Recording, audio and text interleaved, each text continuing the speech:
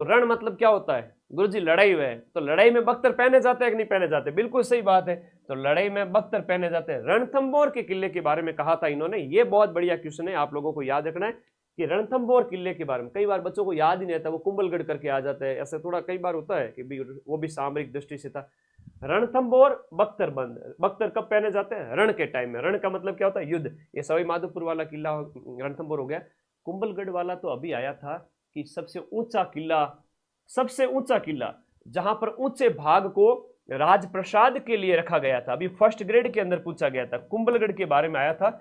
ऊंचा भाग जहां पर आपके महल हैं और नीचा भाग जहां पर आपके खेती योग्य जमीन है, नीचे में आपके क्या की जाती है? खेती की जाती है। बताइए राजस्थान का ऐसा कौन सा किला है? अरे भाई ऊंचे की बात हो रही है तो कटारगढ़ कुंभलगढ़ किले के अंदर ऊंचा महल बना हुआ है, नीचे जमीन है।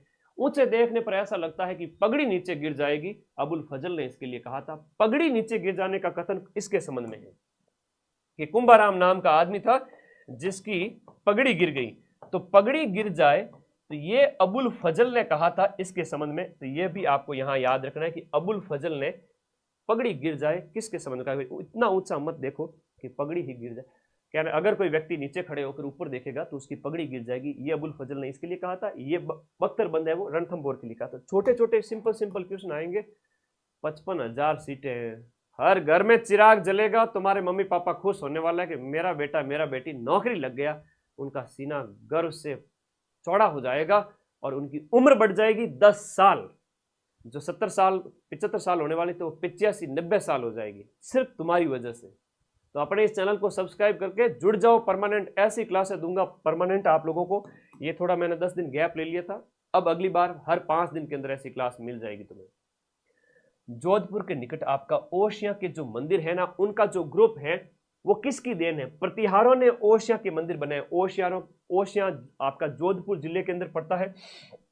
हम बात करें जिसके संबंध में, यहां पर सचियाई माता का मंदिर भी है, ठीक है, सचियाई माता का मंदिर है जो ओश वालों की क्या है? कुल देवी है। तो ये भी आपको इसके साथ साथ याद रखना है, सचियाई माता का मंदिर भी हो गया। तो जैन मंदिर भी है। राजस्थान का भुवनेश्वर भी कहते हैं ओशिया को, क्या कहते हैं? राजस्थान का भुवनेश्वर, राजस्थान का भुवनेश्वर कहते हैं। जैन मंदिर है यहाँ पर। तो कई सारी विशेषताएं हैं ओशिया की। देवयानी कुंड राजस्थान की वास्तुकला आपके सिलेबस में है, और विभिन्न प्रकार की जो लोक कलाएं हैं वो भी आपके सिलेबस में है। बिल्कुल गड़बड़ मत कर देना कि गुरुजी मार तो चित्रकला है क्यों नहीं, लोक कला व दिवड़ी है, वास्तुकला, वास्तुकला है तो जितने भी पत्थर के काम है वो पढ़ने हैं, लोक कलाओं के अंदर सारी कलाएं पढ़नी है। कह रहे हैं कि गुरुजी मेरे तो चित्रकला है ही नहीं, कैसे?